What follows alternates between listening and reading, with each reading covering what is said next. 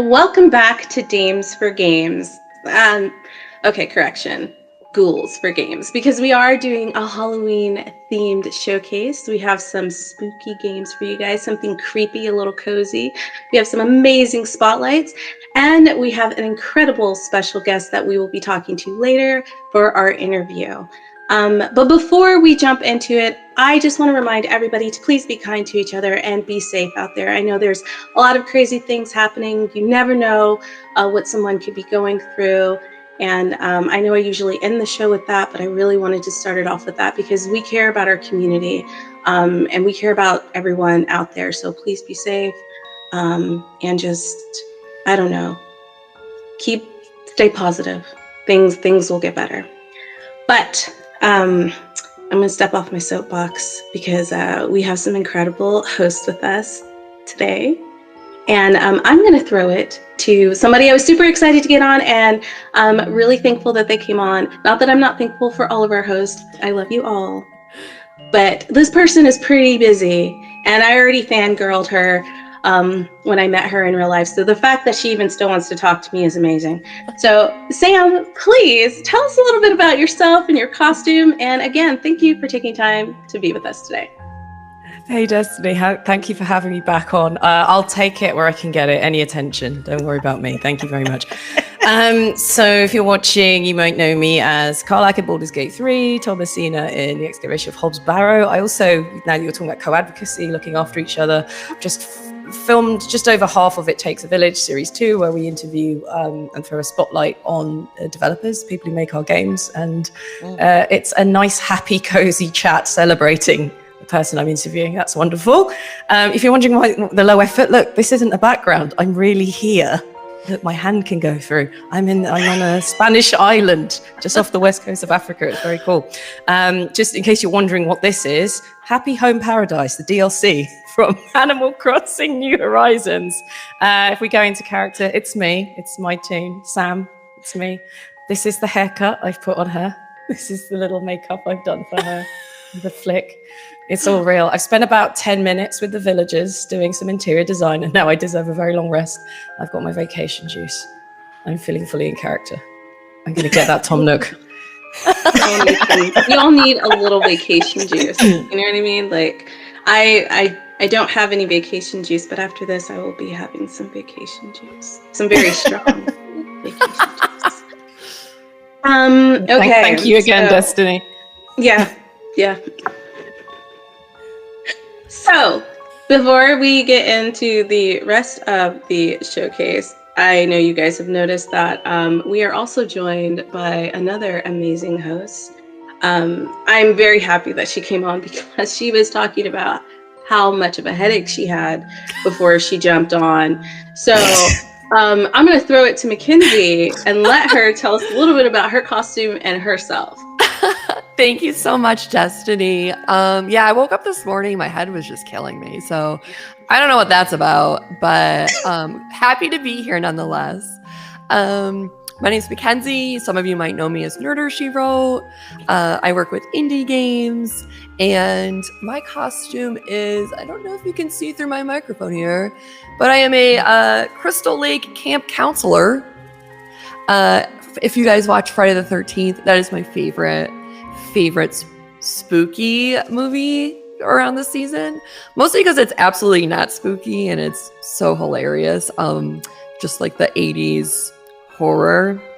Particularly Friday the 13th 3 in 3D is amazing. Okay. In 3D. Or Friday the 13th Jason Takes Manhattan. I believe it's number 8 in the series. Absolutely amazing. Number 8. Oh yeah, and it goes on beyond there, but that movie in particular is amazing. It's about like 90 minutes not in Manhattan, and like the last 10, he finally gets there. So I highly recommend it. If you guys are looking for a movie this spooky season, please watch Jason. At least he makes it there, you know. Yeah, and that's all we can ask. We're all just trying, even Jason, even him. I think that's the way to make a movie, though, right? Like, say it's in one place and only spend like 10 minutes there because the cost of filming there was probably crazy. Right. So, just have him walk down the street, you know. Oh, and boy, does he. But thank you for having me here. I'm excited to check out these indies today. I mean, we had to have you here. I mean, classic horror movie. I don't watch horror movies, and I can tell you when I was little and any of that stuff came on, I was scared to death and had nightmares for days. So hearing somebody be like, yeah, it's not even scary, I was like, I don't know, because I was mad scared. But I'd like to welcome back someone who is very dear to my heart, who's been on the showcase a couple of times. Even though she's always coming at me about snacks because she does not think and prepare her own. You know what I'm saying? Like, Hey, Christine, did you bring the water? I have the water.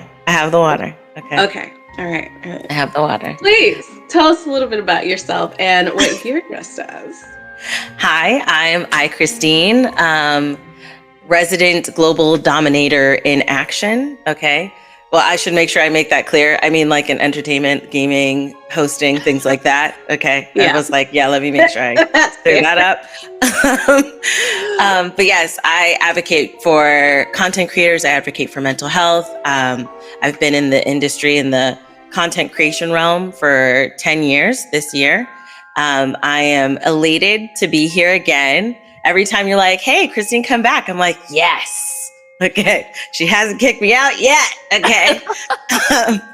And as far as scary movies go, I did a streamathon where I watched like 7+ horror movies and I was good, but Smile 2 broke me. Okay. Oh yeah. It was a mess. Okay. We call that the movie that shan't be named in my chat now. We don't, it took a lot of bravery to say it just now. And then that's the last time I'm going to say that name of that movie. But yes, I also, like Destiny, can't do scary movies. I think I've done it and now it box checked and now my audience can't ask me for any for the rest of the year. Maybe 2 years. Okay. But for my costume, I am dressed as the mascot on my shirt, which is Sneaker Lovers brand, female gaming Black-owned brand, like a t-shirt company. Well, it's a fashion brand. And when I pulled out the shirt, I was like, oh, that's what I'm going to do. So I tried to do the face. So I apologize, Luby, if I got it wrong, but I tried my best. Okay. I don't do this regular, but I tried. Okay. I tried. You know what? I think you did a good job. I think you did. After seeing the shirt reference, I was like, oh my God, that's exactly who she is. Okay, yeah, twins. So, you did a good job. Like the smile and everything, you did a good job.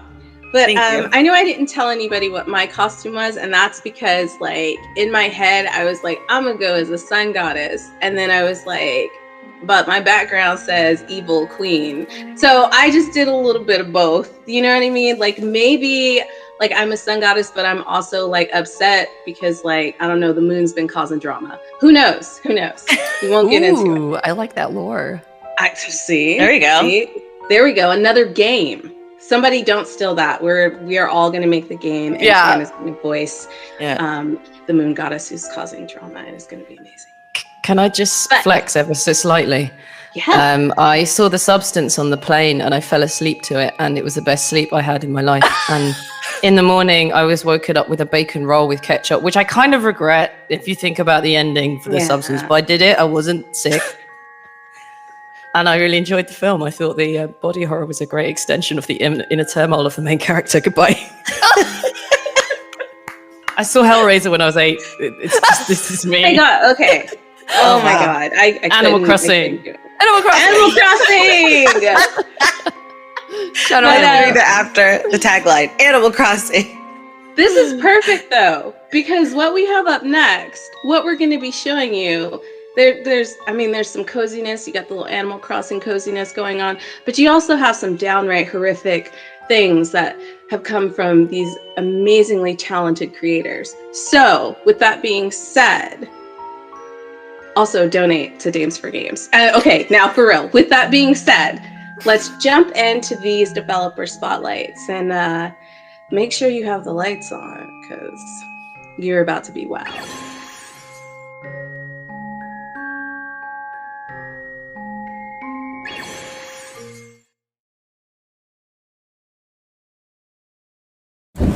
Hi, I'm Andrea Roberts, co-founder and game designer for Wonderbrella Games. We like to follow our bellies to find the most flavorfully cheeky strategic games, and right now we're cooking up something fresh. Arcane Eats, a roguelike deck builder with a delicious twist. In Arcane Eats, you build a cuisine-themed deck of cards, cook up stacks of magical combos on enchanted cooktops, and serve fantastical meals to hordes of hungry customers. You could build your deck around heavy-hitting hippogriff burgers, or a healing menu of elemental curries, or the rawest seafood in the realm. But after a tough night of being cursed out by customers, you may find yourself drawn to experiment with some of the more dangerous flavors. Sample strange ingredients like spicy black abyss pepper or the haunted bacon of the damned. Use those ghosts to your advantage and cook up some undying soul food. Hire up a rowdy crew of kitchen staff to help you shake off the stress of running a restaurant and keep your combos flowing. You may even be tempted to open the forbidden Gastronomicon and see what kind of molecular mutations you might dream up. Every run is a new restaurant, and all of these are appetizing strategies. I wanted to make this game because I'm a big foodie, and I've always felt like there's a type of cooking experience that I want to play but hasn't been explored much in games. Following a recipe is great, but the kind of cooking I love most happens when you improvise with the ingredients you have at hand and experiment to find new taste combos. Cooking like that is exciting and risky, and it's a lot like a roguelike deck builder. In Arcane Eats, I want you to figure out how to bring together the best flavors for your playstyle. No recipes required. Thanks for watching, and thank you so much to Dames for Games for all that you do. If Arcane Eats sounds like something you'd like to sink your teeth into, please wishlist now on Steam. And if you'd like a taste test, join our newsletter and our Discord for an invite to our upcoming demo.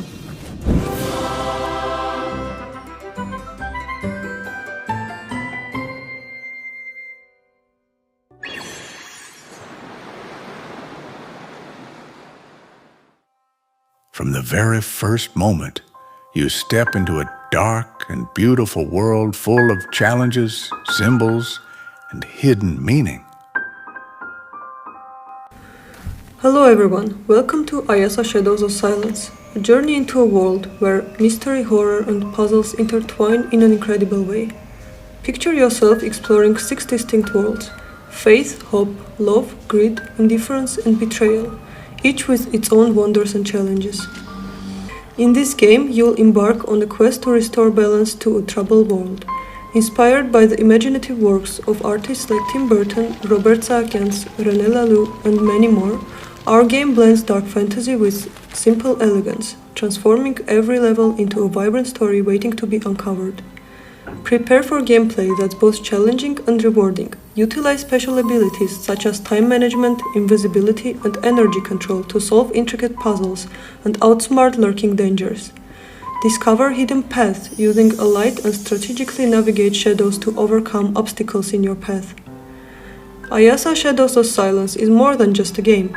It's an emotional adventure. As you explore, you'll uncover secrets, meet unforgettable characters, and think deeply about big ideas.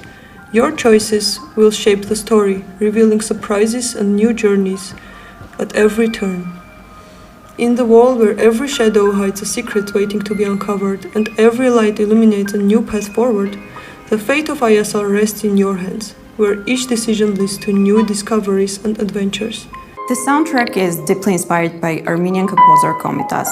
His music balances darkness and light, the exact tension our world lives in. The score carries every emotion and makes the atmosphere breathe. From lighting to music, every level's atmosphere and narrative turned gameplay into storytelling. So you don't just watch the story, you play it. Thank you so much for watching. We hope it resonates. Your feedback keeps us connected to everyone who believes in Ayasa, Shadows of Silence. Thank you to the Dames for Games October Showcase Festival for featuring our game. We're honored to share this journey with you.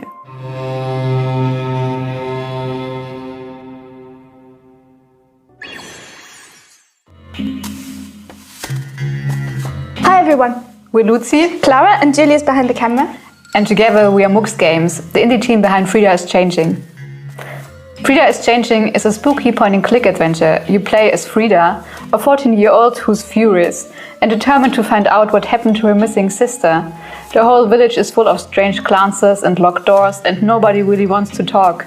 So you'll be sneaking into conversations, digging through puzzles and piecing together the messy past that everyone hopes will stay buried. And all the while, time is running out.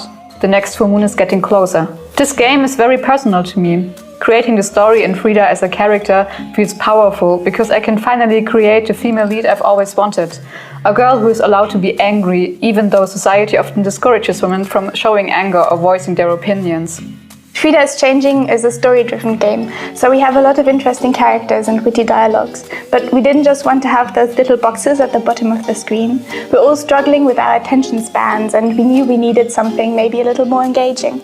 So dialogue fills the whole screen, comic book style. Characters shift their poses, speech bubbles change shape and size with emotion, and little emoticons pop up when things get heated. When you choose what to say, you don't just click a button, you press and hold big animated arrows shaped like emotions. Every choice changes how people treat you and where the story goes. Since we have dozens of dialogues, I built a custom tool for this. Our branching dialogue is written in Excel, then converted into data that the tool turns into full scenes with a click of a button, with all the bubbles, expressions, and choices already in place. That way we can focus on making conversations feel alive without spending months placing every speech bubble by hand. Frida is Changing is spooky, strange, and very close to our hearts. As women making games, it means a lot to us to bring these kinds of stories to Steam. If you love mysteries, monsters, and maybe a little righteous rage, please wishlist Frida is Changing. It really helps us out. Thanks for watching, and happy Halloween!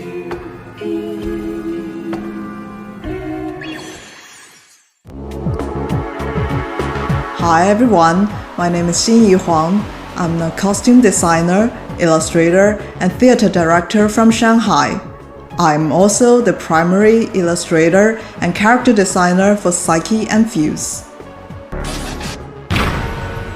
Psyche and Fuse is a brand new RPG horror adventure game which follows in the footsteps of classics like Ip, Yumeniki, and The Crooked Man.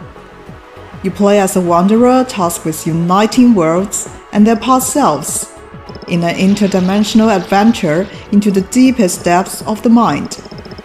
Explore unique worlds filled with threats, puzzles, and horror, and unravel the mystery behind 2.5 gods at war. My role in the team primarily consists of designing all of our wonderful characters, drawing cutscene graphics, and creating the little map sprites which fill up our world. I'm passionate about creating characters that don't stick to traditional gender norms. I like focusing on clear shapes and strong personalities, rather than adding lots of detail. I'm also very interested in developing my own visual style, and I enjoy challenging trends, so that my work feels more honest and personal. I also work closely alongside fellow dame Rolling, our environment illustrator, to help create the creepy and uncanny worlds in our game. Rolly and I are both newcomers to the games industry, as our professional backgrounds lie predominantly in theater. As a result, the project has had many first times and has been a real learning experience for the team and I. Don't forget to wishlist and follow to stay up to date, as we'll soon be announcing our official release date. Thank you to the Dames for Games team for having us, and enjoy the rest of the show.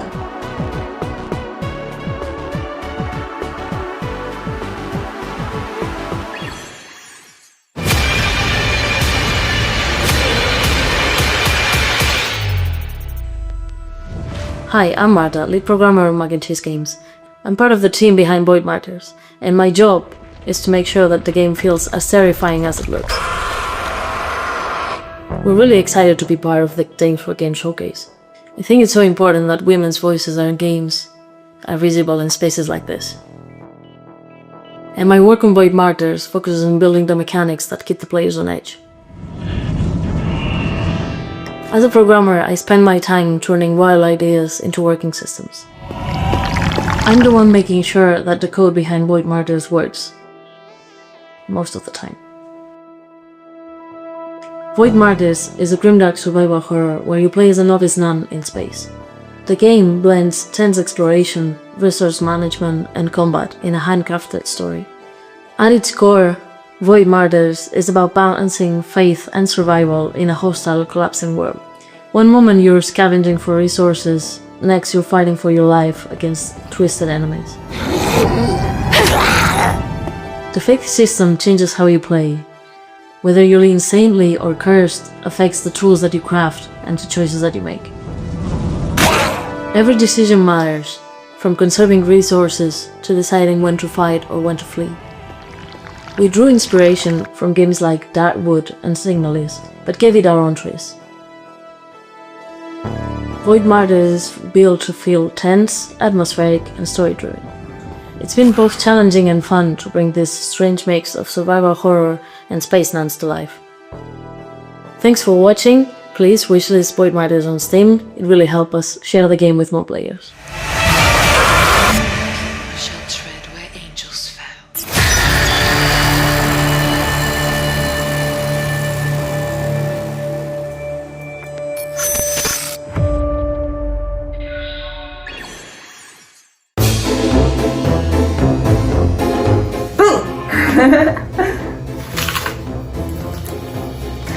Hi everyone, my name is Lara, I'm from Lunabeat, and I'm one of the developers of You Can't Scare Me.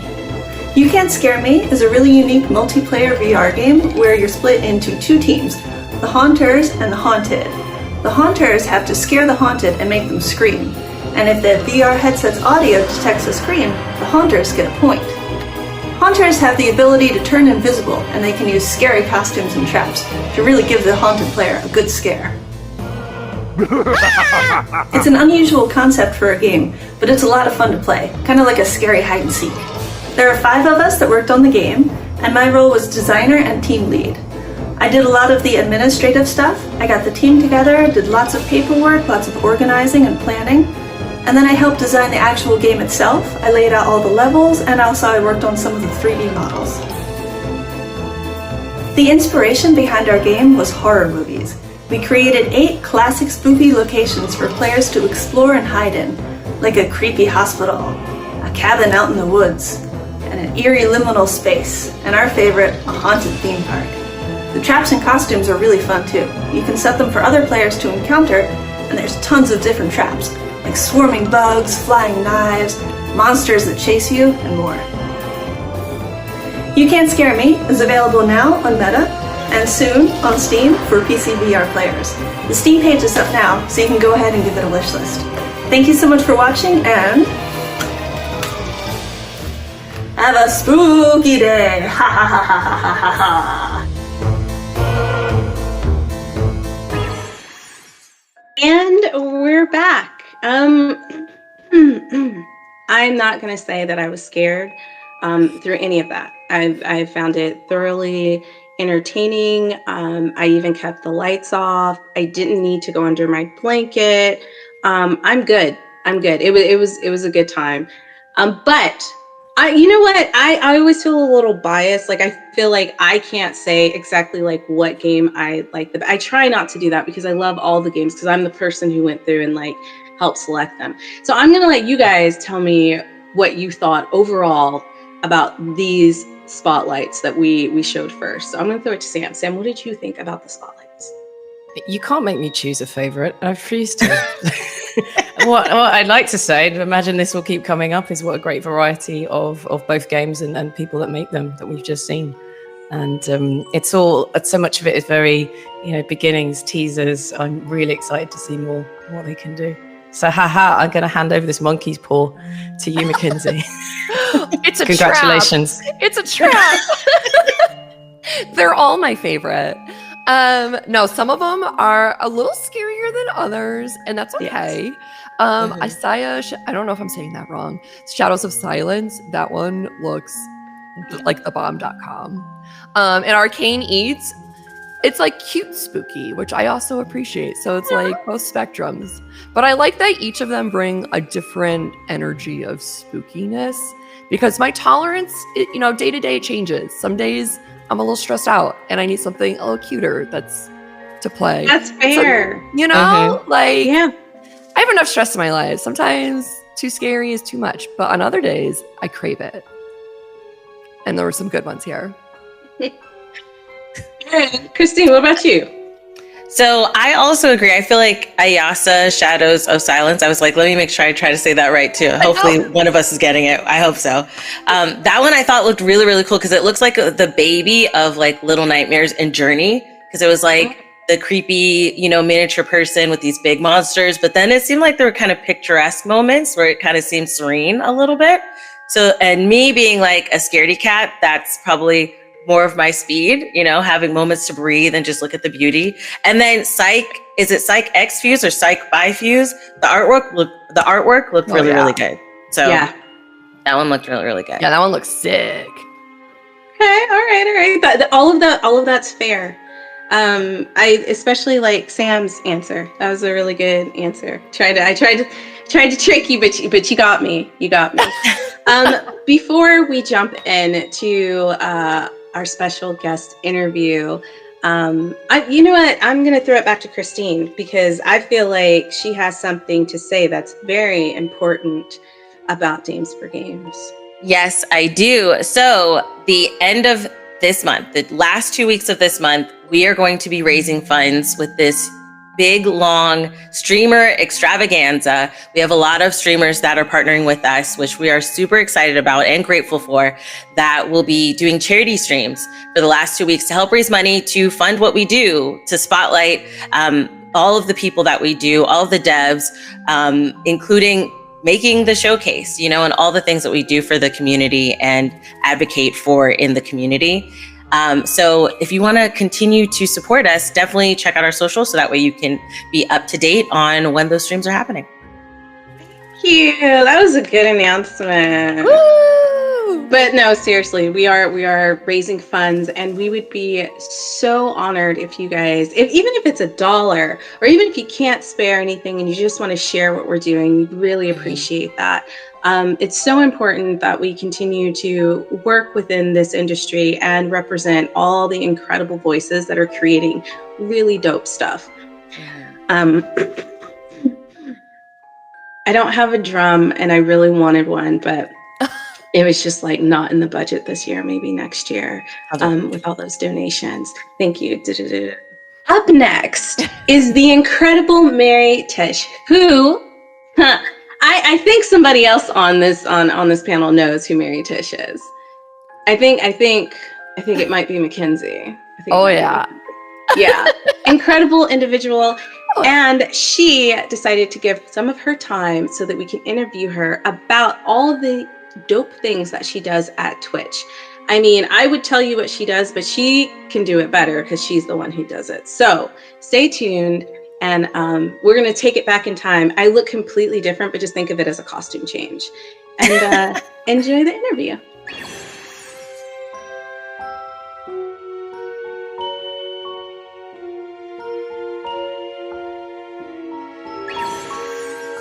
Hey everyone, welcome to our special guest interview. I'm super excited to be introducing Mary Kish, who's done a lot in the industry. And you may not know what she's done, but we're going to jump into it because she's kind of like, I don't know, your fairy godmother who's making magic happen behind the scenes. But before I jump into the interview, I'm going to let Mary introduce herself and talk a little bit just kind of about like gaming and why she's got into it. And it's going to be a very chill conversation. I'm going to let Mary lead, and I'm going to try to talk less because I know I talk a lot when we're doing these interviews. And I want you guys to hear from this amazing individual. So Mary, tell us a little bit about how you got into gaming. Like, have you always liked to game? Thank you so much for having me, Destiny. I have to just start saying I really appreciate being here and having the opportunity to speak to your wonderful audience. I have been a gamer my entire life, and I've been in the games industry for over a decade now, which is really incredible to say out loud. But I started humbly with my Sega Genesis, playing Aladdin. Yeah. Jurassic Park and a lot of classics. This was back in the day when movies all became games. Yes. Which were my bread and butter. Lion King, hello, one of the hardest games ever made. Yes. And so I really sharpened my skills as a kid, recognizing that gaming was very important to me, and I wanted to break into it. But it actually was my love and obsession for video production and editing that ended up being my foot into the industry. I loved editing, and that's kind of how I broke through. No, that's really interesting, because I think a lot of people, when they think about being in the game industry, their mind immediately goes to, I need to make a game. Yes. And so the reason why we try to have different individuals and industry professionals to interview is to show that there are different ways that you can break into gaming. It doesn't necessarily be like, I have to develop a game. And I love that you took something that you love to do and you were able to get into an industry that you also loved. So can you tell us a little bit about maybe not your first job, but like your first foray into the actual gaming world with the skills that you learned? Sure. So I've been dabbling in games for quite a long time, and I always thought of it as a hobby. I did do a game jam a long time ago, which I do recommend. I recommend everybody participate in one game jam and just like enjoy the process. But what I did was I made a documentary about that game jam for fun. I'm a video editor. That made more sense to me. And so while I enjoyed helping script and write the game jam, what I ended up doing was documenting the process, putting it up on a channel and saying, this is so fun, I want to do this more. And I made a humble indie game marketing company called Indie Vidi, where I basically said, listen, if you guys want, I'll help you make your first video game trailer for free, because I'm trying to cut my teeth. I'm trying to learn what I'm doing here.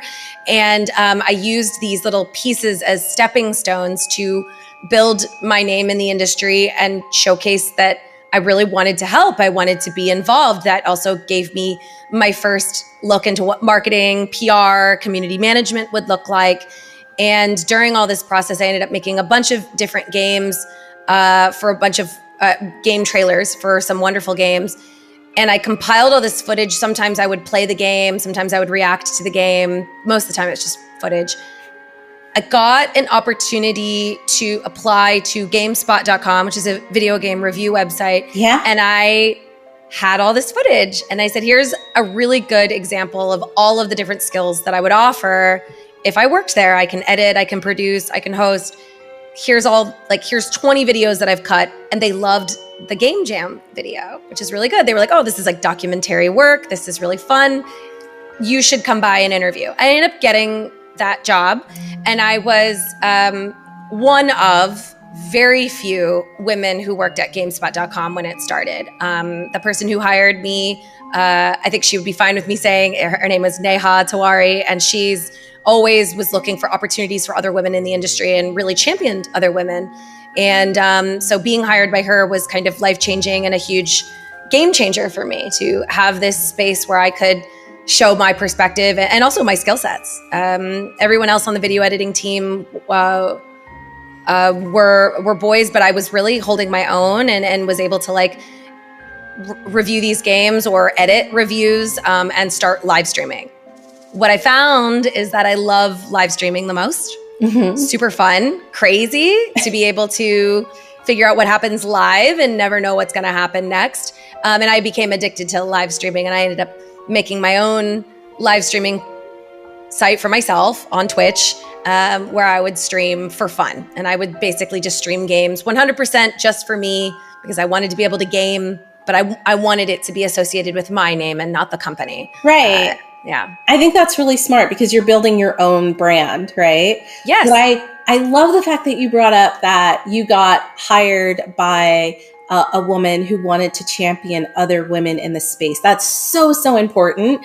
That's one of the main reasons why I do this showcase and I wanted to put this together, is because you want to be able to open doors for other female creatives. And that we have male allies that do that too, but like I feel like women really champion other women the best when it comes to like being like, you need to give this person a chance. They're incredible. Take a look at their work. So that's a really cool takeaway from this. And we didn't mention where Mary works, but Mary, can you tell the folks where you work? So that love of streaming really did help propel the next part of my career.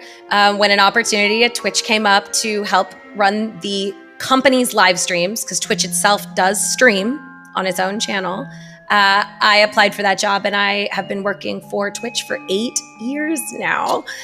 My job has changed significantly since when I started 8 years ago.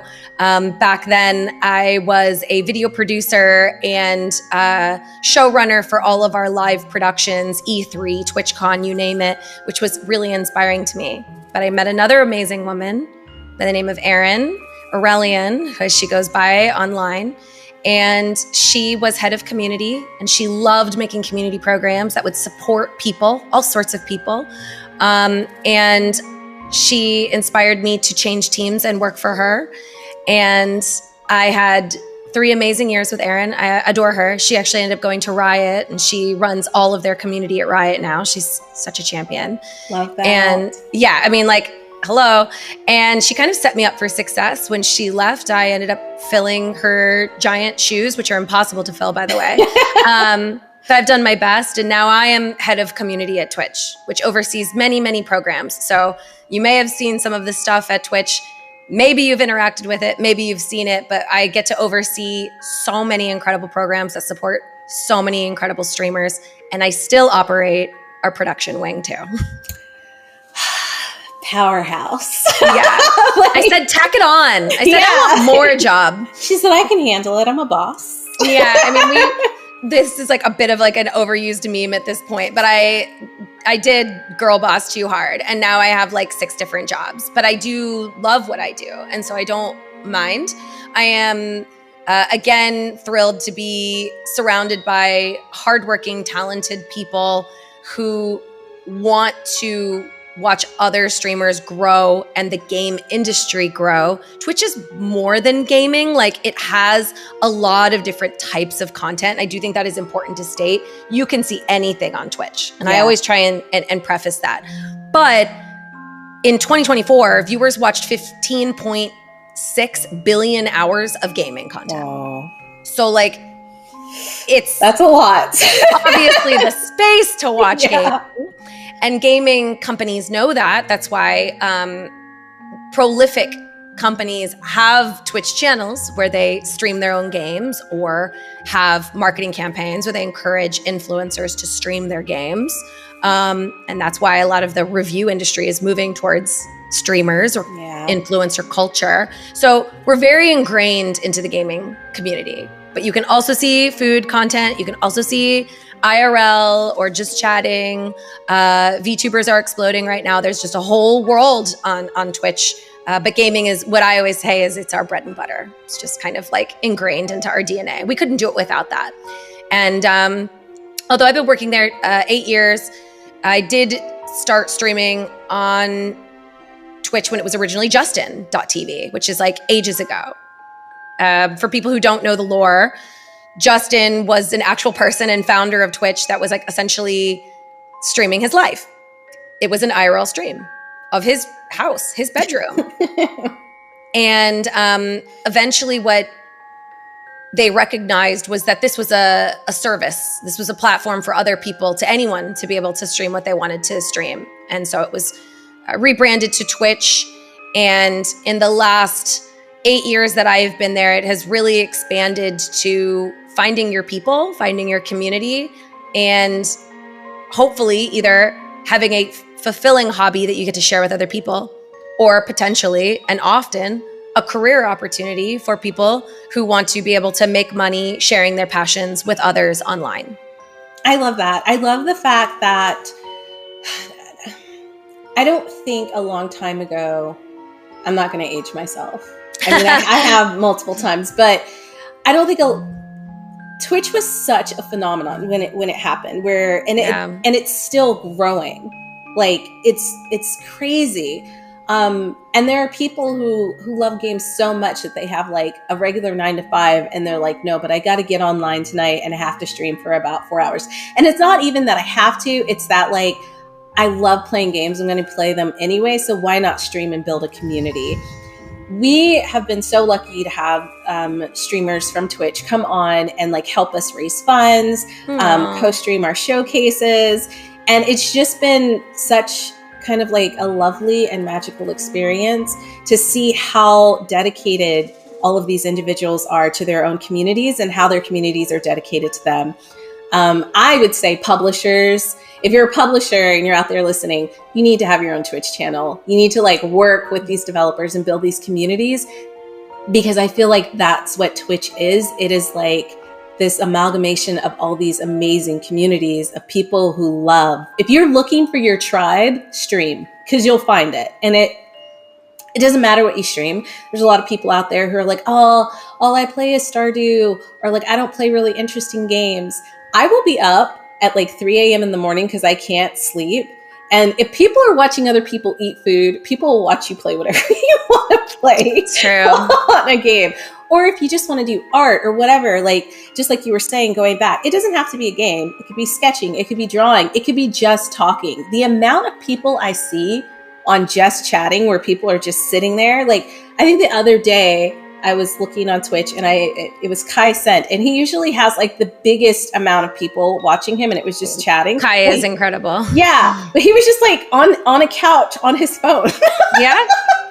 But on the side, all these people who love watching him, they're all a part of this huge community. They're still talking. It's still a place for people to meet, even if he's not directly interacting all the time. And I think that's really, really cool, because I don't know of any other place that really has done it as well as Twitch has. Our community is prolific. It is iconic. It is irreplaceable. We have like invented terminology. You will hear kids say, hey, chat, as they're hanging out with their friends. That is just kind of coined phrases from us being so ingrained in culture, not just gaming, but just in youth culture now. Kai, as you had mentioned earlier, coined the phrase Riz. Yeah. And this is like something that we hear people say all the time, but Kai said it. Like, he was the original inventor of these phrases that we're hearing people say. So it is really prolific and kind of just throughout. It's just ingrained in so many spaces now. We have 105 million average monthly visitors. And so when you're catering to a space of that magnitude, something that you said that's like really important to me is, how do you find your tribe? How do you find the people that you identify with? It doesn't always have to actually be the streamer. It could be the chat in that streamer's channel.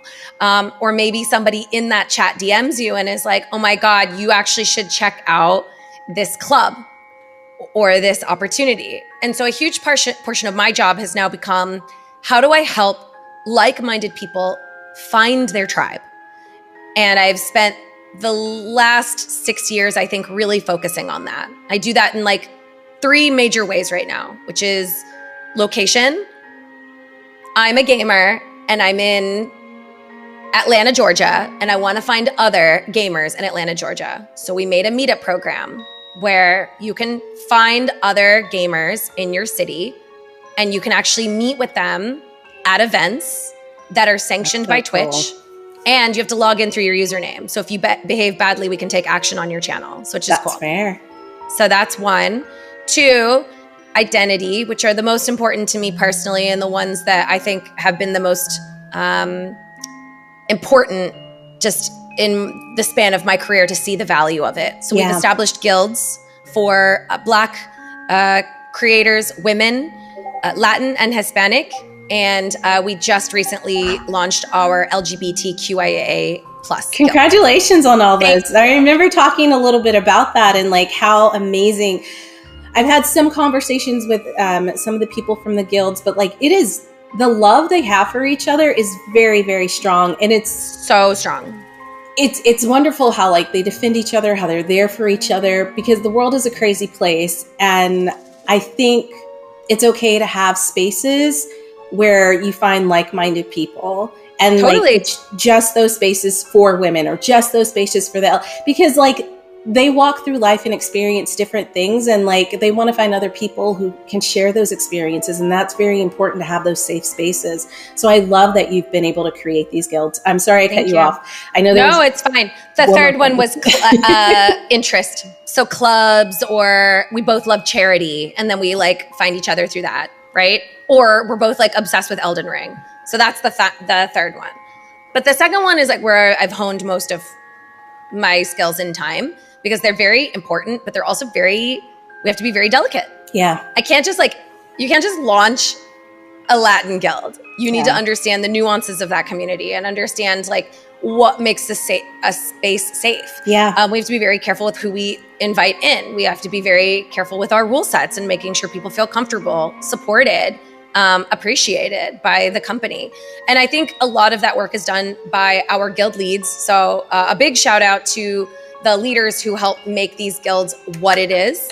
But I'm really happy and honored to say that Twitch does support these. These are financially supported guilds. So a guild leader does get paid for the work that they're doing. That's great. I do believe it is paid labor to run these programs and to support them and to make sure people feel good. So that's been a huge focus of ours, and we're really proud of them. And I'm really excited about it. As we should be. It's awesome. There's not a lot of spaces that are doing what you guys have done with the guilds. And I think that's really, really something that speaks to how Twitch is trying to make sure that their community is inclusive and as welcoming as it can be, while also recognizing that different people and different groups have different needs. So kudos to you for that. I love that you guys got that off the ground, and it's still growing. I always hear such amazing things about it.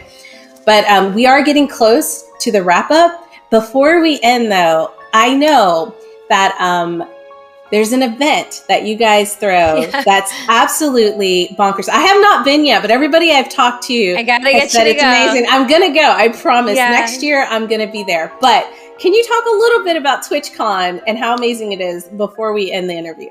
Sure. TwitchCon is chat IRL. It is absolutely a wild place that you actually kind of have to see to believe. And I know a lot of people who are like, oh, I've heard of it, but I haven't gone. And when they leave, they're like, I get it. I actually get how weird this place is and why it's so important. And you get to see the blood, sweat, and tears of mods who hug their streamers for the first time after modding for them for years, or club members, or people who are all obsessed with the same game, cozy game, like meeting each other and crying over it. Is a very special place. And I really do encourage everybody to consider going at some point in their careers. TwitchCon is twice a year. We usually have a European one, which has historically been in the Netherlands, but it can go into other countries. And in sorry, I've like totally lost myself. San Diego, of course, San Diego, and it's in San Diego. We keep it there just because everybody loves it. Yeah, it's like the weather is always amazing. Yeah, and the burritos are spectacular. Oh my god, the California burritos! I used to live there. I miss it so much. You'll see a lot of our programs IRL. If you ever go to a TwitchCon, again, I do really encourage you to go, even if you're like, oh, I'm not a content creator. It's not just for content creators, although of course many content creators go. It's also just for the community. You can go just because you love games and you want to meet other people from the chess community. You can go if you're interested in maybe starting to stream, because we have an entire section called Creator Camp where you can learn how to be successful on your first stream. And if you are interested in meeting other women, other BIPOC people in the community, our guilds are there. We have our own space and we really throw down. And it is just a wonderful community of love. And I welcome you. Thank you. Okay, so I think the really important thing that you said that stood out to me is that you do not have to be in the industry. You do not have to be a content creator to go and have this incredible experience. So if you can go, save up your money, save up your bits and your coins, try to go to San Diego or try to go to the one in Europe. I know I'm going to be trying to go next year. I'm saving up all of my tip money, couch change, whatever I can find, so I can go and experience it, because I've heard so many great things about it, and I really just need to go, honestly. I think that's a wonderful suggestion. I hope to see everybody there. And if you are really like, oh my God, I'd love to, but money, just like PAX, we do have an open call for content. If you submit content, like I want to do a panel and it's selected, you get a free ticket to be able to do your content. So that's a sneak peek, a little tip to make sure you can get that badge. You just have to pay attention to our call for content. You can do that by following our social channels. Make sure you're following the social channels. And now, since we are at the end, if people want to keep up with you, Mary, and like what you're doing with Twitch, where should they follow? Where do they get that information? Well, I am on most major social channels, Twitter, Instagram, Blue Sky, under my name, but it's spelled MERRYKISH. So Mary Kish. And I also stream every Monday, usually indie games. Sometimes they are cozy, sometimes they are horror, heads up, but it's usually supporting smaller niche games because that's where I got my start and I will love them forever. I'm a community manager. I am a manager. I am a woman in this space, but first and foremost, I'm a gamer. So you'll always see me play games. I love that. I love that. Okay. Mary, thank you so much. It's been such a wonderful conversation and an honor to talk to you, especially because like I've been in the industry probably as long as you have, and I love that we're like probably around the same age. Again, I'm not going to date us, but when you were like Lion King and Aladdin, I was like, yeah, no, I remember that. It says a lot. We all know what that means. Yeah. But no, really, this has been such a special moment on our showcase, and I literally, I'm going to pat myself on the back. I really feel like I bring the most amazing people to our showcase to talk about the industry and what they're doing. So everybody out there listening, if you want to get into content creation, just do it. Just post. It doesn't have to be perfect. You can perfect it later.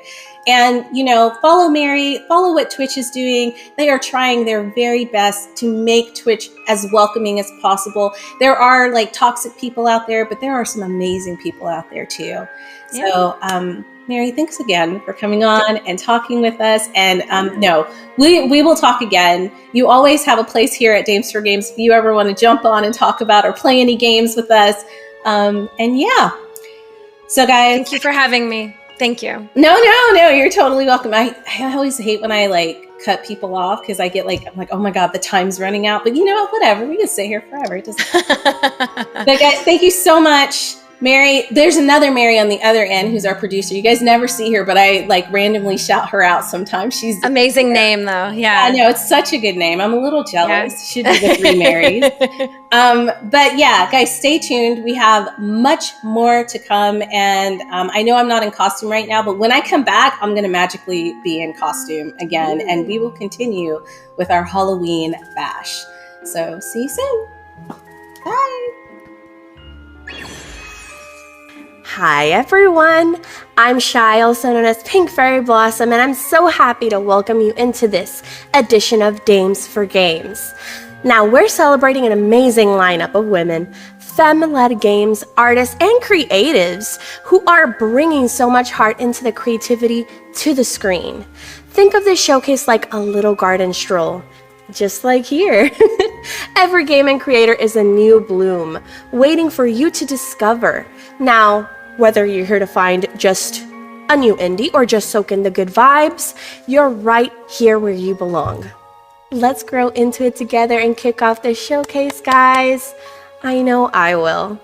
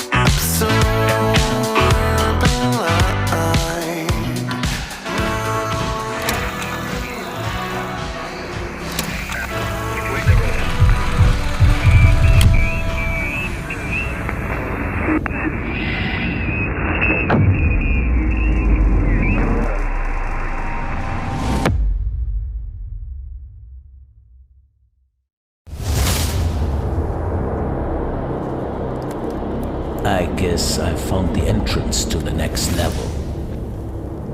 Good, then you know where to go. However, I wouldn't go up there without the proper equipment. You'd better look around thoroughly down here before we continue our conversation.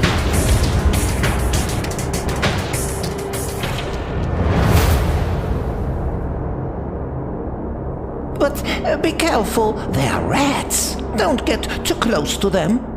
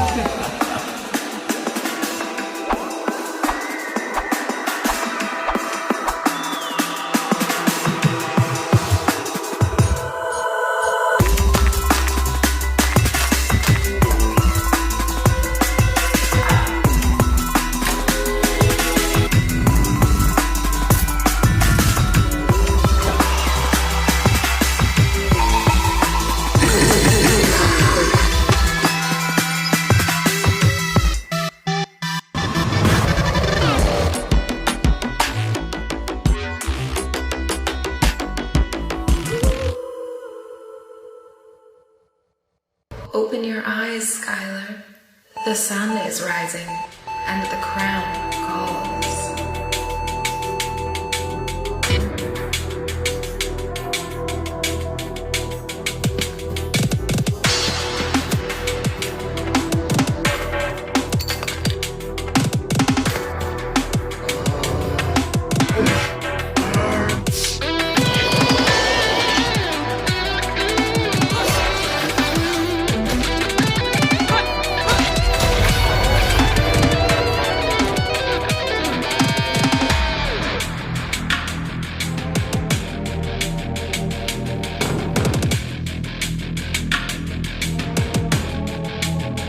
I'll see you around, Skylar.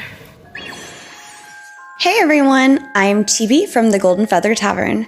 We have been long-time enjoyers of indie games, and while we have primarily only covered one in particular, we are venturing into other indie games through interviews, podcasts, as well as cozy gameplay with tea or mead. You can find us at TGF Tavern on Twitch and YouTube. Now, those were some spine-chilling psychological thrillers, and I don't know about you, but Haunting Bloodlines and Craylon would definitely give me a fright. If you prefer something spooky or mysterious, but want to also be able to sleep at night, perhaps you'll like the upcoming games like Light Break, which is a fun rhythm puzzle game, or the psychological drama The Bunker Notes, which has a few different ways that it could end.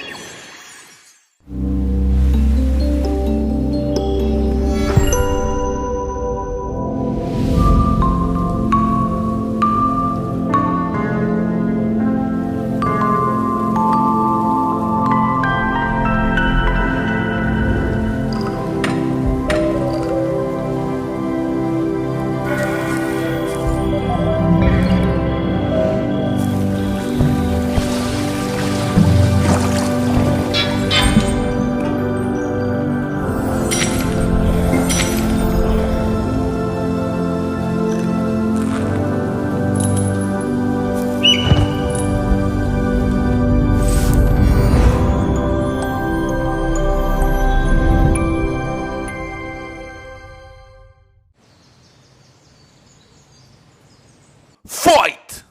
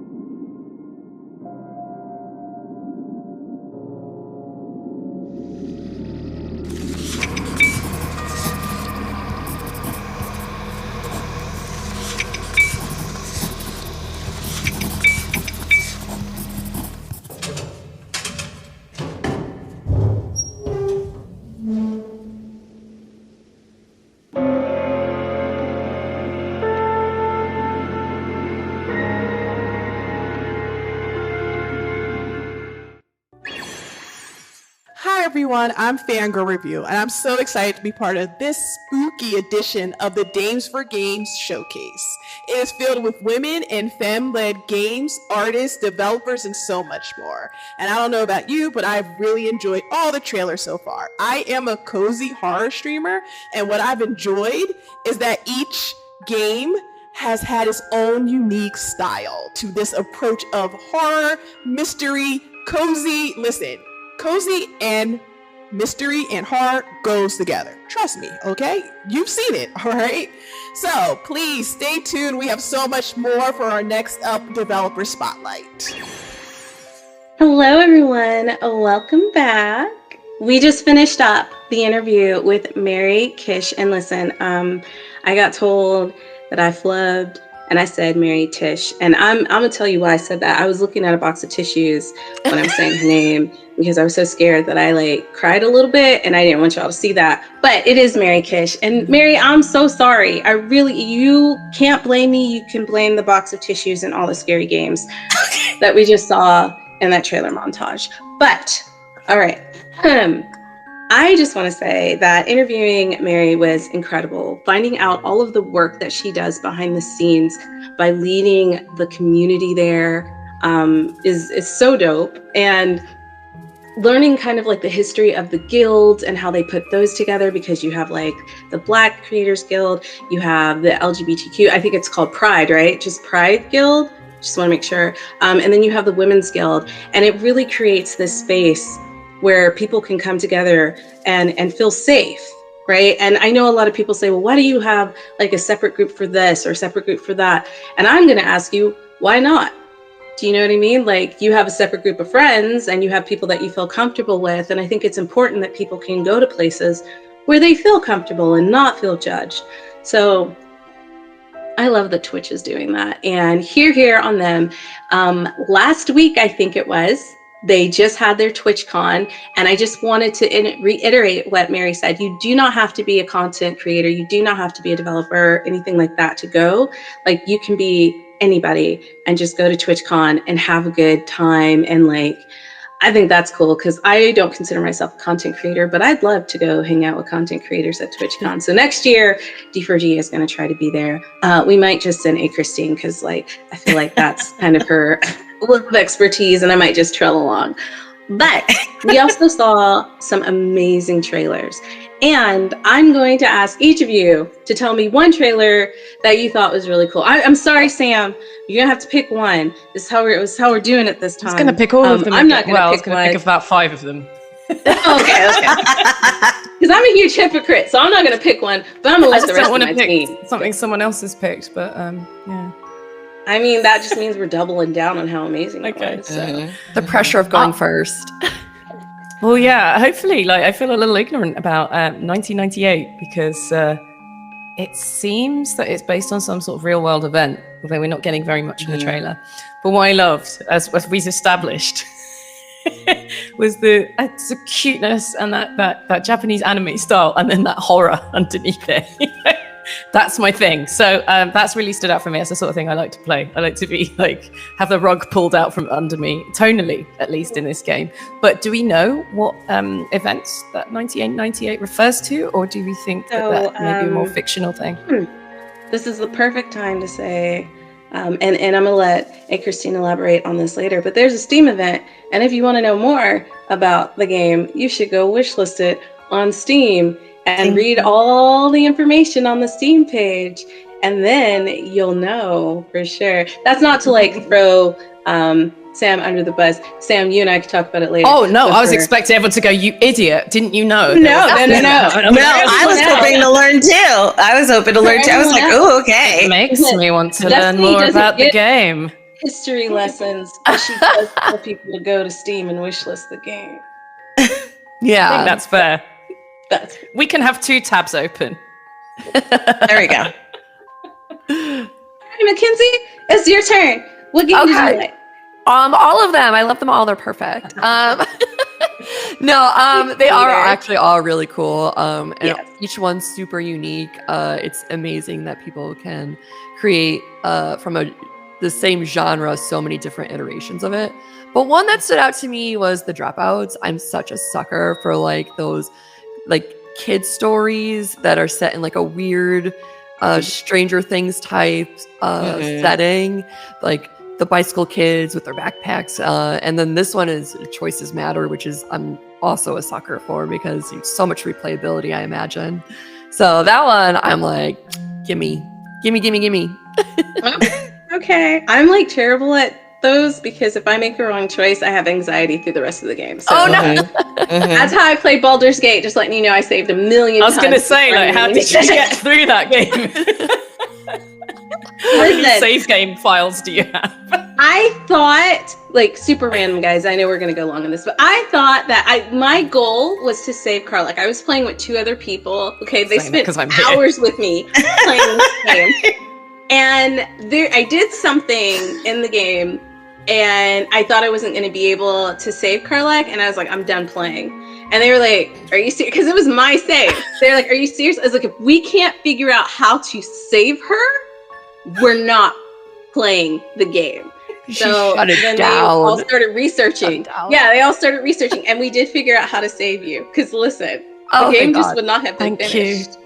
You're welcome. I appreciate you that. deserve it. That's why she's here today, because you right. That is why she is here. I owe you a lot, Destiny. Yeah. We don't talk about this publicly normally, but but yeah, Mackenzie, I'm like you, a bit of nostalgia. It reminds me of Life is Strange as well. Yeah, that 80s nostalgia. I'll shut up now. Thank you. Christine, which one stood out to you?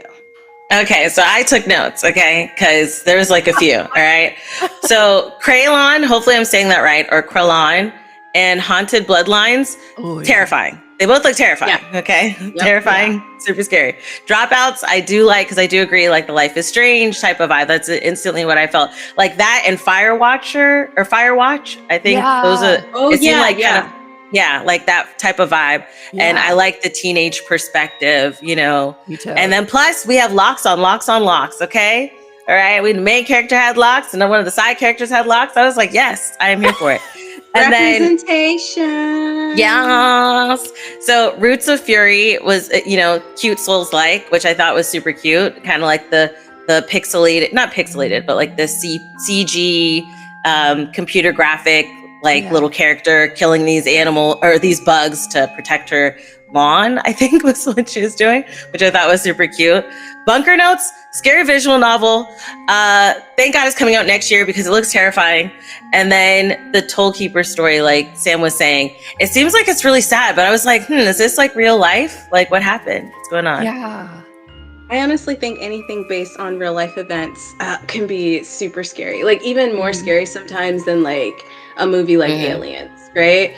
So I'm really glad that I picked all of these games to be in this showcase. Everybody enjoyed it.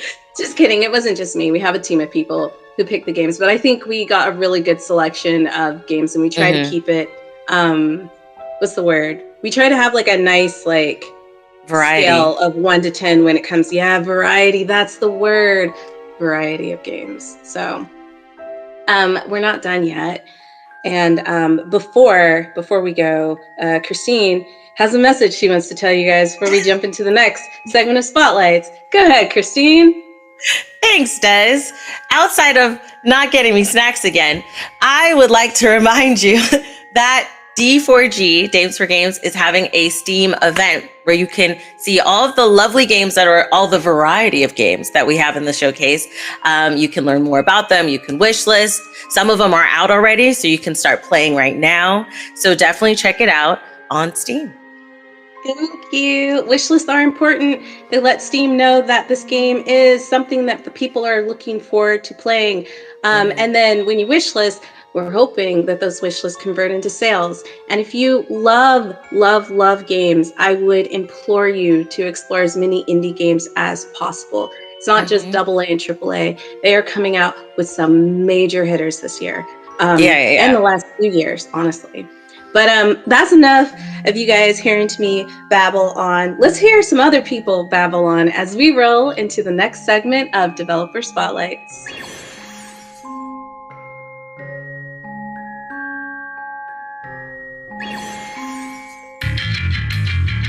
Hi everyone, I'm Begüm from Taylor'a, and we've been working on Holy Shoot, and thank you for letting us be in the showcase as well. We really appreciate it. We're really happy about it. To tell you a bit about the game, Holy Shoot is a roguelike FPS that's super fast-paced and filled with chaos and humor. We had a bunch of fun while working on it. We do hope that you'll have as much fun as we did while playing as well. It took us about 2 years to get the game to its stage that it is right now. And we have 3 women, including me, working in the company on key positions. I am the game designer for Holy Shoot and the product manager. I've been also working on level design and environments as well. The 2 wonderful women that we have in the studio are Betül, our concept artist and art lead, and Sude, who is doing all our animations by hand. We didn't use iKey animations in Unreal Engine yet, so she's kind of doing them all in Maya and then exporting them into Unreal Engine.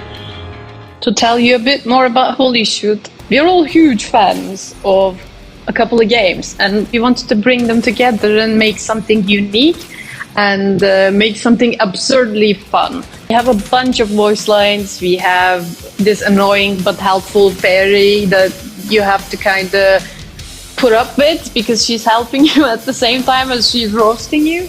We also have like a procedural but room-based procedural level system. So yeah, thank you so much for selecting our game. Hope you like it. Take care. Bye.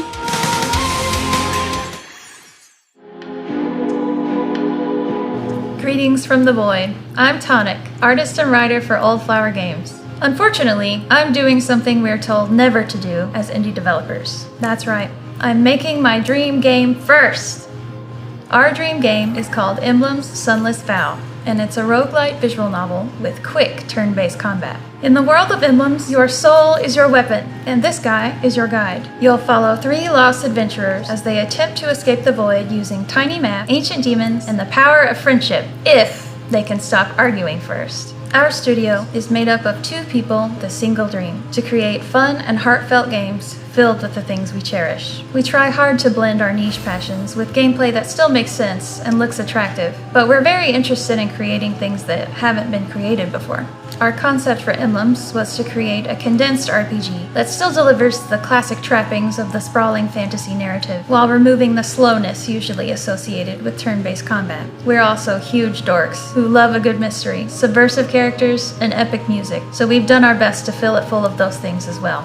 As an artist, one of the things I've always wanted to include are animated character models. There are a lot of different ways these days that you can breathe life into visual novel sprites, and I think it makes a really big impact to add that element of motion to the dialogue. This is Ikiru, my partner who does the coding and composing. Even though we have separate roles, both of us are really involved in all aspects of creation. There are no lanes. For Emblems, we want all kinds of folks to try it, so we worked hard to develop a gameplay that could be enjoyed by those who may want a less intense experience, while also having the depth for more complicated strategy. It was equally important for us to have queer main characters with meaningful relationships woven right alongside that complex gameplay. Many games will have one or the other, but we found very few that combine both, so we're hoping to help normalize that combination. Whether you thrive on tiny math, crave an engaging story with endearing characters, or just enjoy watching numbers go up, we hope you'll find something to love in our game.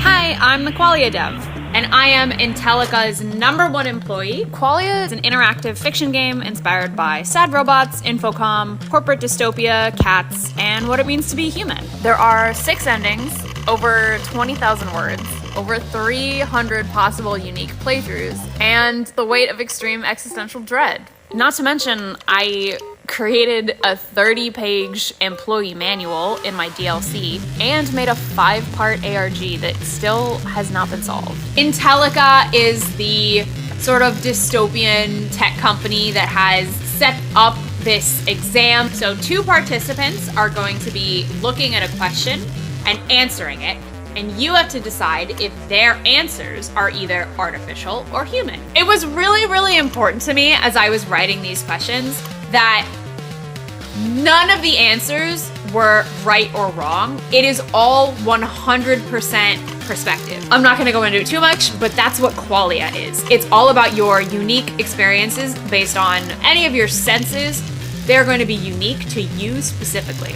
So when we're judging these two participants based on their answers, we're not looking for right or wrong. We're looking for what feels the most human. I come from the film industry, so I kind of had to work backwards in this game. I knew that I was going to make a text game because I'm a writer. And it was something that I kind of learned as I was going, that when you are writing a game, bigger can actually mean taller, or I guess wider. I don't need to tell the entire story in one playthrough. With this type of branching narrative, looping game, I can add more details and secrets in the different playthroughs. So as somebody goes through and they experience one ending, they can go back, play it again, get a completely different ending, and learn a lot more about the world that I created. It was really great to see that people loved that. There's really nothing like people being able to experience something that you've written and have it touch them so deeply.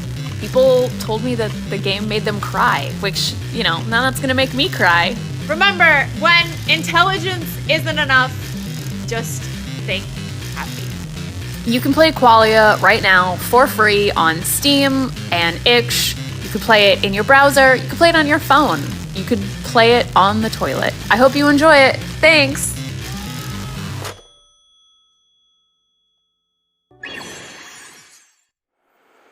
Hello, my name is Mais Dweri, and I am the lead developer and art director of the game Heavy Morning. Hi, my name is Sarah, and I'm the game supervisor and marketing director of A Heavy Morning. So, A Heavy Morning is a short game about a girl battling with her own mind. Your goal is simple: get out of bed and get to work in time. However, you will encounter different struggles that will make simple tasks feel heavier and more challenging than usual, all being a reflection of the main character's delicate mental health. Heavy Morning began as a small challenge that grew from my master's diploma and eventually became a true passion project of mine that I've been working on for the past couple of years. I have always been fascinated by the space where art, storytelling, and audience agency overlap, and by how giving someone the power to interact with a story can transform the whole experience that they have.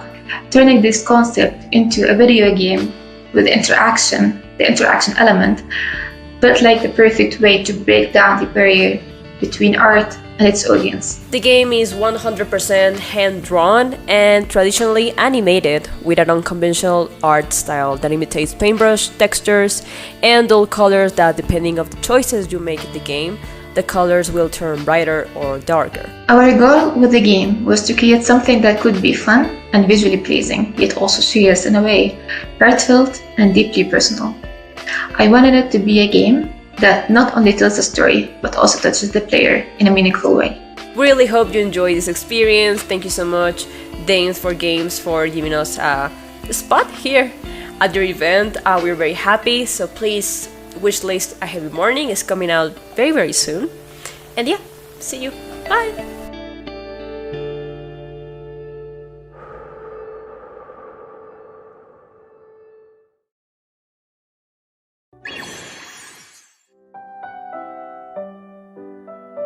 Hi, my name is Christine with Letterlost, and I have a secret to tell you. Oh, where is my mind? I'm Liv. I'm over at the main branch. For the past year, I've been voice acting and running the social media for Letterlost, and I've been doing it all in character as Liv. Keep in mind what I told you, and you'll do just fine. I may be talking to you today as Christine, but in most promotional material, you'll hear my voice as Liv. She apparently works over at the main branch and is your primary guide to your new permanent job at the post office. She's your benevolent boss and always wants the best for you, right? And if it ever gets to be too much, just remember, it was your choices that led you here. We've had fun integrating Liv into the promotional materials, planting seeds of doubt about her trustworthiness, making you question her motives. Liv seems to want to bring new employees into the island of Carnum, and frankly, isn't that what marketing is too? It's been a match made in heaven. Ultimately, it's up to you to decide what your opinion of Liv is as you play the game, but don't be surprised if she starts to form an opinion about you as well. Hi, I'm Bailey Wagner, the 2D artist and one of the writers putting faces to the names of the people of Carnum Isle. Carnum is an ever-dismal place haunted by dark clouds and somber histories, and we wanted to make sure that was reflected in the art style. We decided to lean into a mishmash of the 1930s to 50s aesthetics, since those eras have a dystopic, saccharine feeling we could exploit.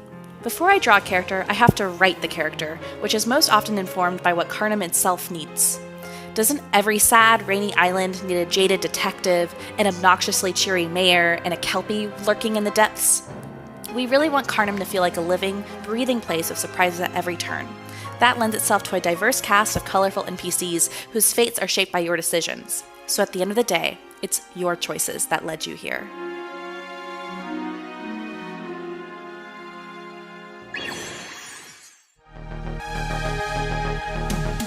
Hi, I'm Isolde.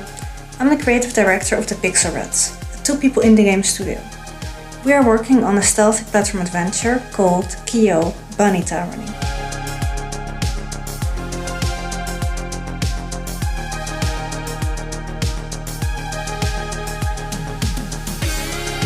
Kyo is a side-scrolling mix of platforming, stealth, adventure, puzzles, shooting, and cat petting, set in a neon-lit pixel world that is controlled by awfully evil rabbits. The game is a satire about modern society and surprises you with constantly changing gameplay, pole dancing foxes, and an overdose of style, attitude, and humor. Before this project, I had no experience with game creation or pixel art, but I taught myself pixel art using Sprite and pictures of Tokyo. My partner is an experienced developer, and he created our own game engine from scratch. I use our level editor to make the levels and the cities. All our assets are 2D, but we wanted our pixel art to jump out of the screen as if it's 3D, and shadows that affect the gameplay. So we created a sculpting tool to generate normal maps and other data needed for dynamic lighting. This is my little work area, and as you can see, I'm a huge fan of Japanese anime, art, cute plushes, and all of this was a big inspiration for the game world. Side note, when I'm not working on Kyo, I'm usually pole dancing because that's my other favorite hobby. I had a lot of fun making the cats and the foxes do moves on the pole that I could only dream about doing myself. What I love most about making games is thinking about how people will feel when they're playing it. In making Kyo, I try to make it a journey for people where they never expect what's coming. You can try it for yourself.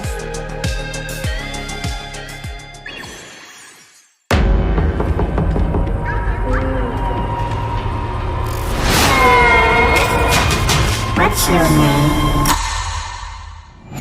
Hi, I'm Emily, co-founder and main developer of Noctiluca Studio.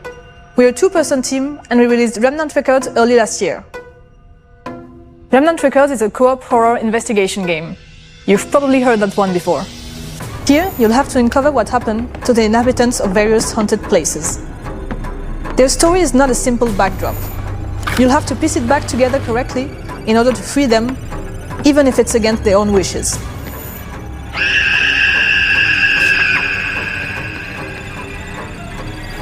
There are 4 roles for you to play as, each with their abilities and skill trees.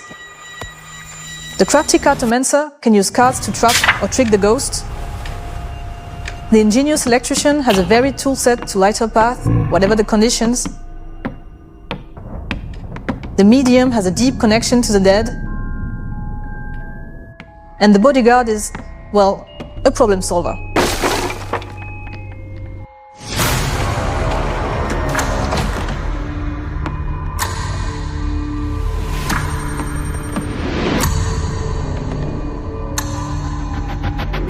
The elusive mannequin, the dimension-traveling reflection, the playful orphan. Many entities await you, and if you're to elude them, you better learn to think fast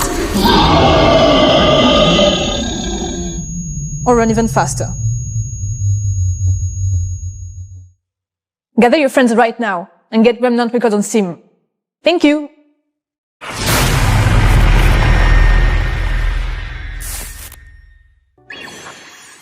We're back. We are missing one person, but they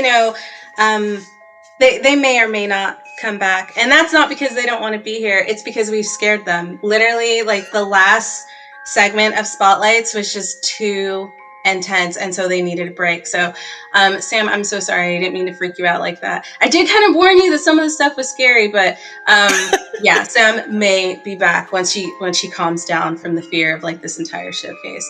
But I'm going to throw it to Mackenzie, and yes, I'm going to ask you, Mackenzie, and no, you can't cheat. Which Spotlight, which game caught your interest? All of them. Don't tell me what I can't do. No, I'm gonna do what I want to do. I'll do what I want. No, I love Letter Lost. Might be a little biased because I'm working with the team, but it's kind of like a Paper Please meets Inscription, and it plays off as like a totally normal post office employee, but very quickly you will realize there is much more going on. And then if I could pick a second one, Remnant Records looked really, really good too, and really spooky. Plus it's multiplayer. So that one is like, let's get the gang together. Let's go. Let's all scream together. I love me a good multiplayer game. Love yes. It. Hi, Christine. What about you? Me, this I'm going to do the opposite. The other ones I picked one. This one, I'm going to say all of them. I love the dev spotlights, because I love when we get insight and they talk about it, because I love watching like interviews and stuff like that, and people talk about the projects they're working on and what inspires them about it and what they love, what they hope people will receive from it. So I will say all of them. I really love those. But before we move into the next thing, actually going into the next thing, guys, we're doing this shimmy. Hold on, we're doing this shimmy because I talk too much, and I need to know like when we need to stop, and so everybody's shimmying to let me know that I need to wrap it up. Okay, Christine, I'm sorry. Okay. I'd like to introduce our next guest host, which is Krista from Wings, who will be introducing our Star Player segment, which I'm really, really excited about. Okay. Yes, our Star Player segment is focused on all the... What am I telling you? I'm going to let Krista tell you. Krista's really good at telling you what the Star Player segment is about. So stay tuned, and we're going to throw it to Krista. See you guys in a bit. Hello everyone, I'm Krista, also known as It's Lunaloo on the internet. I've been working in the video games industry for a while, doing a handful of different fun things. Right now I'm a freelance community manager for a bunch of really cool games, and I also work for Wings, an incredible organization who invests in amazing games made by women and gender marginalized developers. But enough about me. Wow, we've been treated to so many amazing game trailers, and also the talent of all of these developers. Truly inspiring. But now, it's time for the stars of the show. Our next segment celebrates the amazing individuals and organizations who make the video game space shine. Let's take a look at some star players.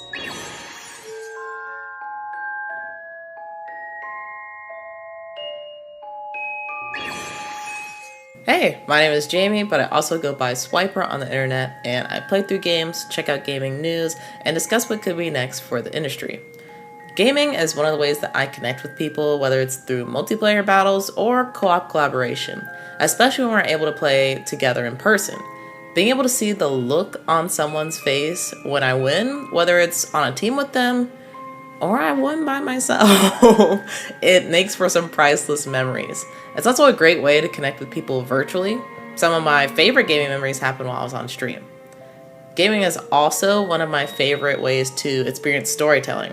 It's the ultimate way of like walking a mile in someone else's shoes and being able to live a life that's different from your own, at least most of the time. I also love to watch other people play games, especially decision-based games, because I think that's really how you get to know somebody.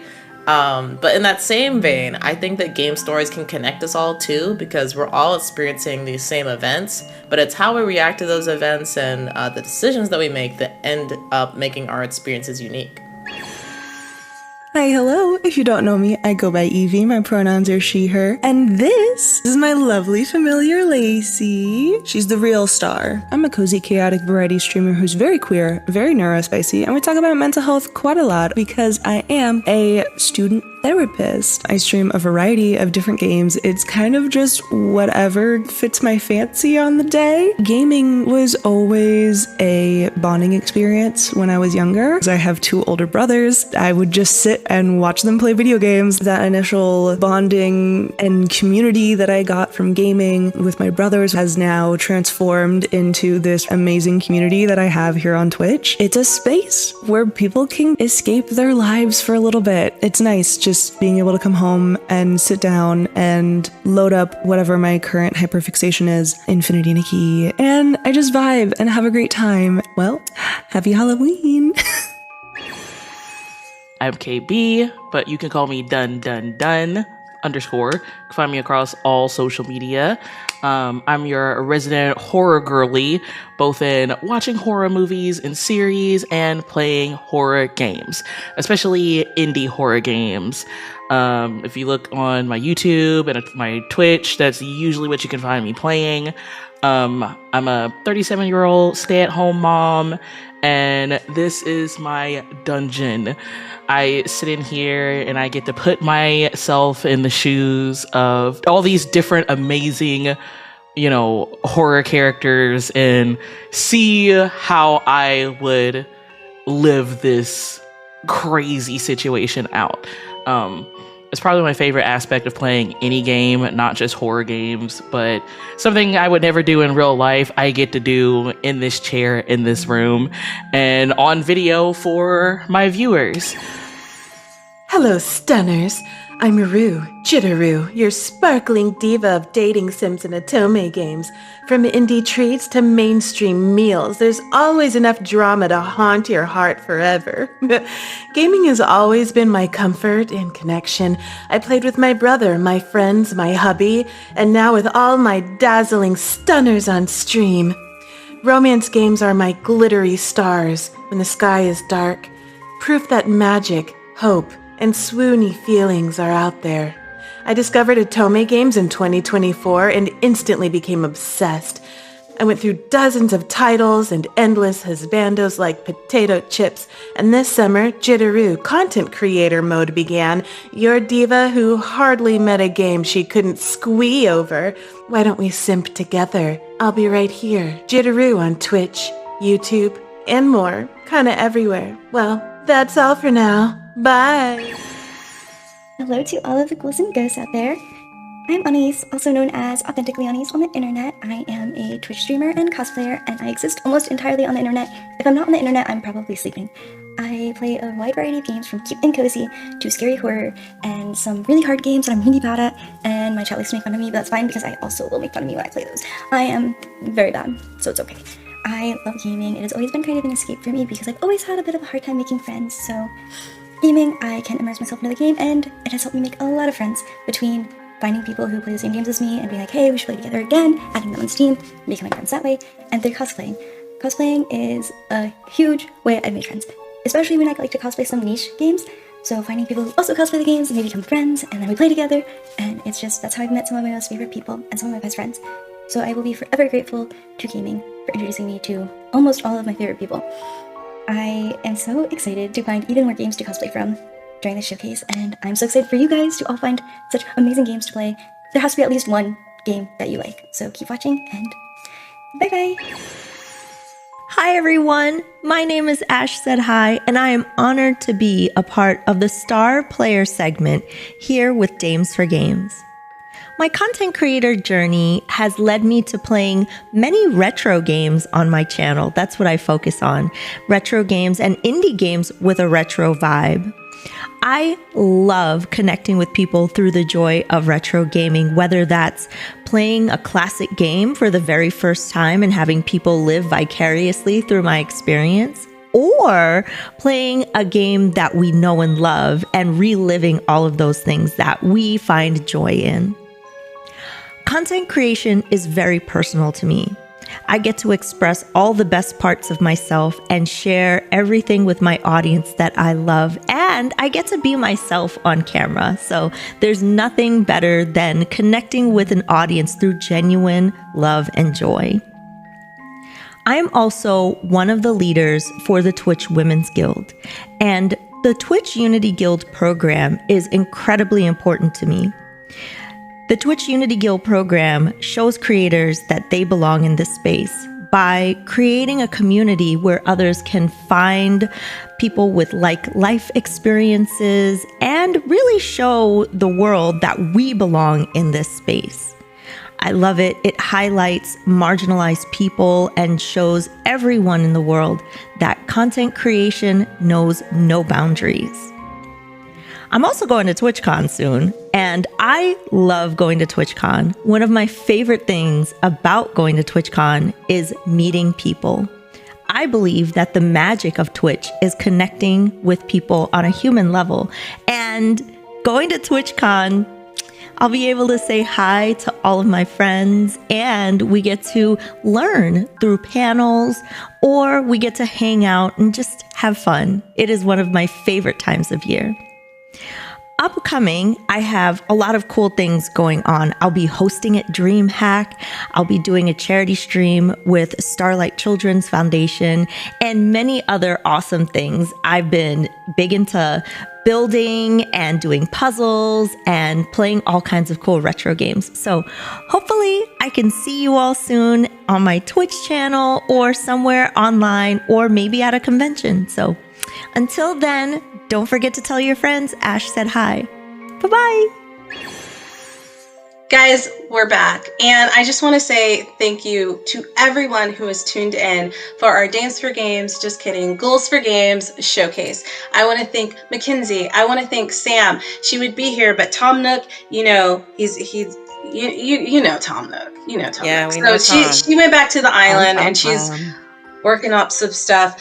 But really appreciated Sam being here with us today. And I want to thank Christine. But before I let everybody roll out and like tell you what they're doing and where you can find them, I also want to take some time to thank our broadcast partners. You guys are incredible. Thank you so much. With your help, we're able to reach larger communities and we're able to showcase these amazing developers. I also want to thank our sponsors. Thank you so much for your help with your donations, with the funds that you provide. I keep seeing people walk behind you and it's like so quickly, Mackenzie, it's like a horror movie. It's kind of scary. It's part of my spooky background, you know. No, I love that. I love that because I'm like, it's happened a few times. I'm like, I hope she knows that they're there. You know, as long as we're not wearing Jason's mask, I think I'm okay. No, you're good. You're good. I saw a dog, and anytime there's a pet, you're probably sad. But oddly enough, his name is Indy. That part. But I got thrown off because there's stuff happening in the background. But yeah, just a huge thank you to our community as well, and to the D4Team team for everything that they do to help keep things going. It is volunteer based, and we are again letting you guys know that we're raising funds. So if you've been watching the showcase and you've seen a QR code pop up, that was a way to donate. But if you didn't catch that, lucky for you, the show's still going to be up, so you can rewind and go find that QR code and go donate. But yeah, it's the end. I'm hungry. I know Mary's hungry. She keeps telling me to wrap it up. But before we wrap it up, I'm going to throw it to Mackenzie. So Mackenzie can tell us where we can find her and all the goodies that she's gotten into. Yeah, you can find me on all socials and on Discord under the name Nerder, she wrote. Not murder, Nerder. And if you're a dev out there and you're looking for some marketing help, that's exactly what Nerder, she wrote does. I help you with your Steam page optimization, if you need trailers made, key art, if you need help getting into festivals, doing those applications, and your go-to-market plan, all that fun marketing stuff that most devs hate doing, but I love doing. So I'd love to work together with you, and if you're looking for help, just hit me up. Nerder, she wrote. Hit her up. That's She's really a jack cool. of all trades. Yeah, she's a jack of all trades. Hi, Christine. Tell everybody about your world domination plans and where they can find you if they want to join your crew. To join. You can follow me at iChristine. That's AYCHRISTENE. My family's different, okay? Don't come for me. But yes, you can check out my gaming channel, iChristine Games, for lovely streams. Just did a 104-hour streamathon, so you can catch all of that on the gaming channel. I stream on every platform, so any platform that exists. No, I take that back. So YouTube, Twitch, Instagram, and TikTok, you can check me out there. And enjoy the stuff that I'm also doing with Dames for Games with the content creator program. So shout out to all of our creators that are partnering with us and helping raise money and be a part of the awesome things that are happening here. Yeah. Heck yeah. All right, guys, and that's it. You can turn the lights on, go watch some cartoons, but make sure you go check out the Steam event. Go wishlist some games. I mean, we had a variety here. There's a little something for everybody. And stay tuned for our next showcase. We will be coming back in March. We have some amazing plans. We're going to celebrate Women's Month in style with a few other people. So big thank you again to our community. And as I said at the beginning, make sure you're safe out there. Things are going crazy right now. You don't have to go outside and touch grass. You can stay inside and play video games if you want. I'm totally on par with that. But yeah, that's it. I guess we'll catch you in 2026. Yay! Bye.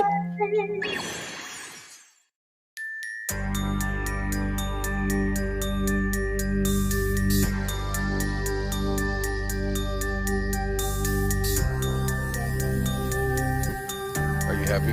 Yeah.